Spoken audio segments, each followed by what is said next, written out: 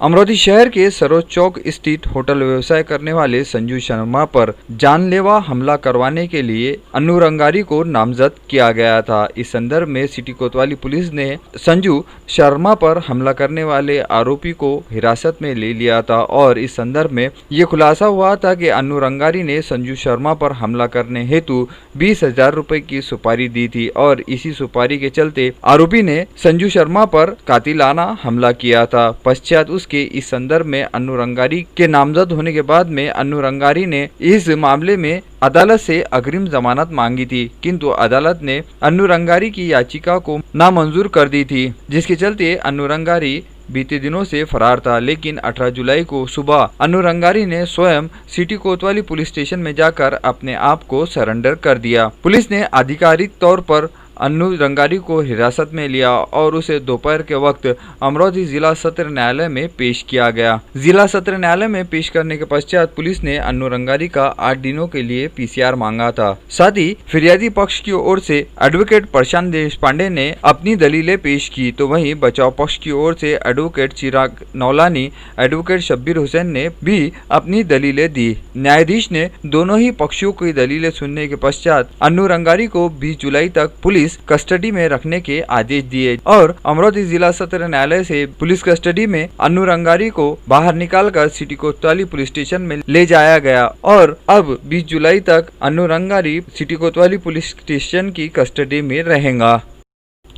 Badnera Nandgaon Khandeshwar road पर गड्ढे ही गड्ढे नजर आ रहे हैं और इस रोड पर सफर करने वाले मुसाफिरों को छाती का दर्द, कमर का दर्द जैसी कई बीमारियां भी हो रही थी और इसी संदर्भ में Vidarbha news, Badnera times news द्वारा खबर प्रकाशित की गई थी।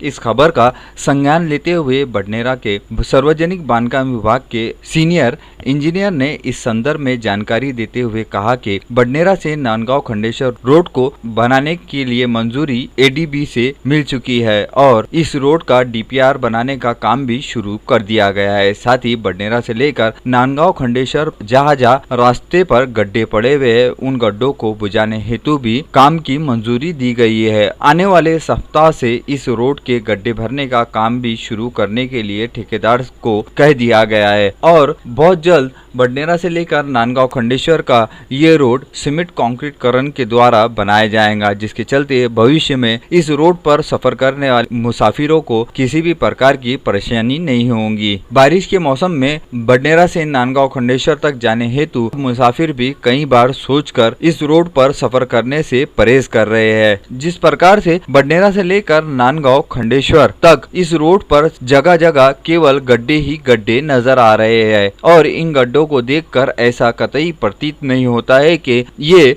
रोड है या गड्ढों का गढ़। लेकिन सार्वजनिक बांधकाम द्वारा इस रोड के मरम्मत कार्य का काम आने वाले सप्ताह से शुरू कर दिए जाने के चलते अब इस रोड पर सफर करने वाले मुसाफिरों ने राहत की सांस ली है। वरिष्ठ पत्रकार उत्तम ब्राह्मणवाड़े की यह रिपोर्ट। 17 जुलाई की रात तक अमरोती जिले में कोरोना संक्रमित मरीजों का आंकड़ा 1147 पर रुका हुआ था, लेकिन 18 जुलाई की सुबह 10:30 बजे कोरोना संक्रमित नए 16 मरीज मिले। दोपहर के 2:45 बजे फिर से नए 16 मरीज मिले। दोपहर के 3:30 बजे फिर से नए 16 मरीज मिले और शाम 4:45 बजे 11 नए मरीज मिले और रात 7:45 बजे 22 नए मरीज मिले, जिसके चलते सुबह से लेकर शाम होने तक अमरोती शहर में अब तक के सर्वाधिक 81 कोरोना नए संक्रमित मरीज मिले हैं और इन नए 81 कोरोना संक्रमित मरीजों के मिलने के बाद में 18 जुलाई की रात तक अमरोती जिले के कोरोना संक्रमित मरीजों का आंकड़ा अब 1228 पर पहुंच चुका है। शहर में जिस रफ्तार से कोरोना संक्रमण बढ़ रहा है वो एक गंभीर चिंता का विषय है। इसी में अमरोती शहर में 18 जुलाई तक कोरोना संक्रमण से मरने वालों की संख्या 39 पर पहुंच चुकी है एवं अमरावती के सुपर स्पेशलिटी अस्पताल में 414 मरीजों का इलाज जारी है। साथ ही 16 मरीजों को इलाज के लिए नागपुर रवाना किया गया है। इस सब के बीच में अब तक कोरोना संक्रमण से ठीक होने वाले मरीजों का आंकड़ा 759 पर पहुंच चुका है। बीते दिनों में जिस प्रकार से कोरोना के मकड़जाल ने अमरोती जिले में अपने पैर पैर पसारने शुरू कर दिए, उससे अब जिलावासियों की धड़कनें भी बढ़ रही है। जहां बीते समय में हम दूसरे जिलों के आंकड़ों को देखकर दांतों तले उंगलियां दबाते थे, अब वही हाल अमरोही जिले का भी हो रहा है। शहरवासियों से आह्वान किया जाता है कि बढ़ते कोरोना संक्रमण पर अंकुश लगाने हेतु शासन के बताई हुई बातों पर गंभीरता पूर्वक अमल करते हुए बढ़ते कोरोना संक्रमण को रोकने में शासन प्रशासन की मदद करे। अमरोही जिले के इतिहास में 18 जुलाई के दिन सबसे ज्यादा 81 नए कोरोना संक्रमित मरीज मिले हैं।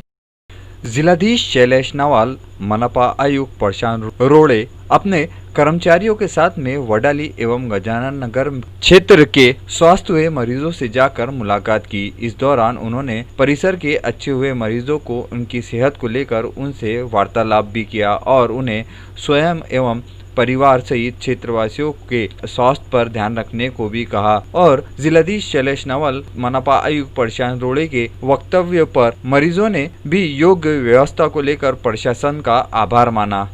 लगेच बरे होतात जशी तुमच्या लक्षात आलं की ते लगेच बरे होऊन जातात आणि बाकी सगळी अमरावतीमध्ये संपूर्ण व्यवस्था चांगली होती।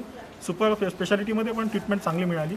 आणि हे जे फैलावलं गेलं आहे की डॉक्टर जवळ येत नाही, नर्स जवळ येत नाही, हे एकदम चुकीचं आहे। सगळे तपासतात, आपल्या जवळ येतात, काही लागलं तर देतात सुद्धा। चहा पण वेळच्या वेळेवर येतो, नाश्ता वेळच्या वेळेवर येतो, जेवण सुद्धा चांगलं असतं आणि पौष्टिक देतात। ते केळ सुद्धा देतात, काढा देतात, दूध सुद्धा मिळते तिथे आणि पेशंट कमी असले तर आपल्याला भरपूर देतात।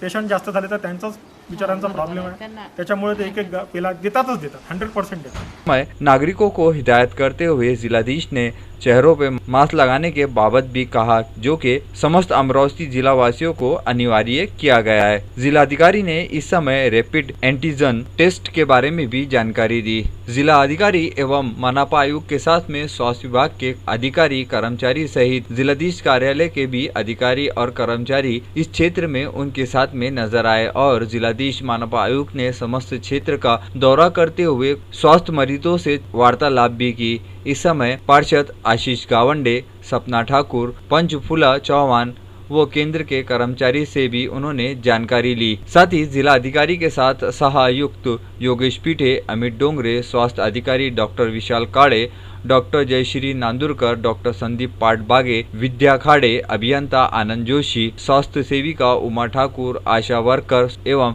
स्वास्थ्य निरीक्षक भी उपस्थित थे।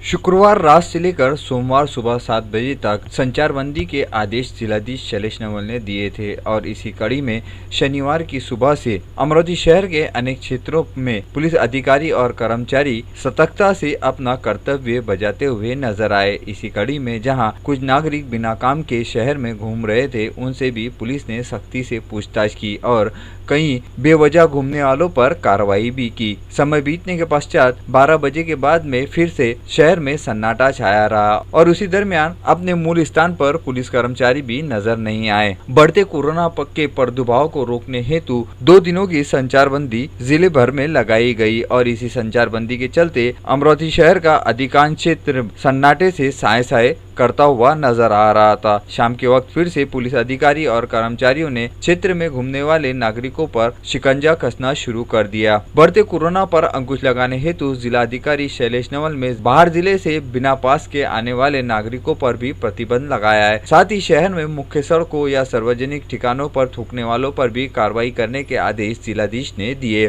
शनिवार की शाम तक अमरोही शहर में चौतरफा सन्नाटा ही सन्नाटा छाया हुआ था।